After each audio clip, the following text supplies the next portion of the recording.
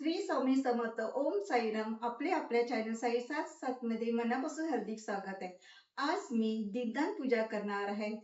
ती कशी करतात हे तुम्हाला माझ्या व्हिडिओमध्ये पाहायला भेटेल आणि पुढचे 5 दिवस आपण दीप कसे लावायचे व कोणत्या ठिकाणी लावायचे ही माहिती तुम्हाला मी देणार आहे. म्हणून तुम्ही माझा व्हिडिओ शेवटपर्यंत नक्की बघा आणि माझ्या व्हिडिओला लाईक, सबस्क्राईब, शेअर नक्की करा.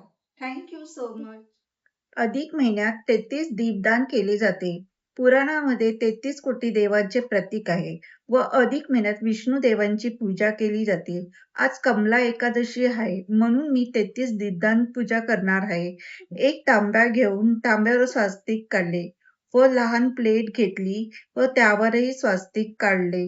33 दीप ज्योती घ्यावे व हळद कुंकू लावावे व घी मध्ये बुडवावे व एक एक ज्योत वेगळी करून त्या प्लेटवर लावावे.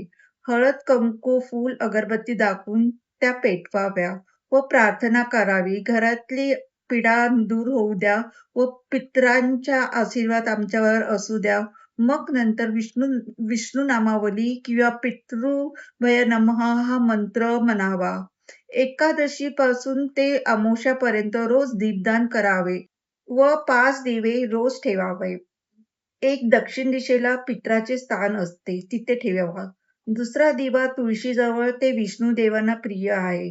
तिसरा दिवा उंबरठ्यावर आपण 2 दिवे लावावे लक्ष्मी देवीसाठी. चौथा दिवा जिथे आपण पाणीचे मडके ठेवतो तिथे एक दिवा लावावा. जिथे पिंपळाचे झाड आहे तिथे एक दिवा लावावा व अमावस्याला कणकेच्या पिठाचे 33 किंवा 11 किंवा 5 आपल्याला जमेल तसे लावावे. कारण अमावस्येला दीपदान करणे विशेष मानले जाते. नाहीतर 5 दिवे तरी लावावे व जे मी अगोदर सांगितले तिथे ठेवावे. या 5 ठिकाणी दिवे लावले तर अनेक जन्माचे पाप नष्ट होतात, असे धर्म ग्रंथात सांगितले आहे. इतकेच नाही, घरातील नकारात्मक ऊर्जा दूर होऊन घरात सुख समृद्धी राहते. श्री स्वामी समर्थ.